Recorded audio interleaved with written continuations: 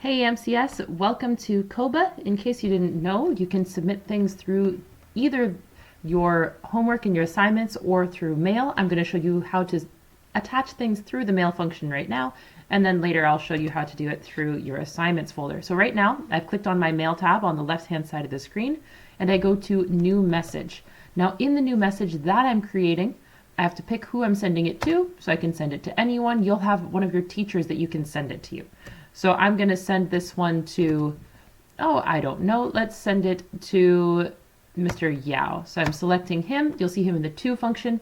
If you want to add someone else to the email, you can CC them or BCC them. The difference between those two is that with CC, everybody can see who else is in the email, and BCC means anyone added can't see anyone else who's part of the email. This is what I use when I email the entire school the same message at once. You can't all see each other, but you all get the same message.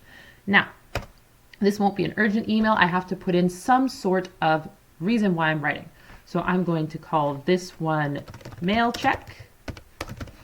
And then you have to put as your subject. If you don't have an object or a subject to your mail, then it will not send. So make sure you add that. Now, you add the name of the person you're typing to, and then you send them the body of the text.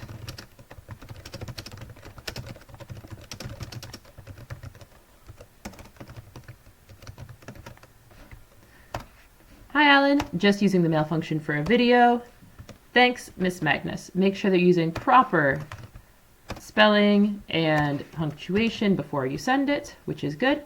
Now, you need to note that there is a little thing at the bottom where you can add an attachment. So I'm going to pick something as my attachment. You go to choose files once you've clicked on attachments. When you're choosing your file, you go to wherever your file has been saved. So for me, it's on my desktop. I'll go to my desktop to find the file I want, scroll down. Oh, why don't we use something interesting? Like, let's use this one. I have no clue what this one is. So we'll just attach that. Note I clicked open. The files have been chosen. You see the name of the file here. So once the file has been chosen, I have to click upload. If I click back at this point, it will not be attached. I must click upload. So once I télécharge the document, once I've uploaded the document, you'll see this bar. It has been uploaded. So now, if I want to upload more files, I can do that again. So I choose files. I pick something different. Let's do these chords for a random song. I click upload. Once again, it tells me the time uploading and you can see which things are there. Now, if you accidentally uploaded the wrong thing, you can always delete it by clicking it and saying delete. So now I will no longer be sending that document. So you look at the documents, make sure that in the list the right documents are there, and then you click back. By clicking back, you go back to the email that you're sending.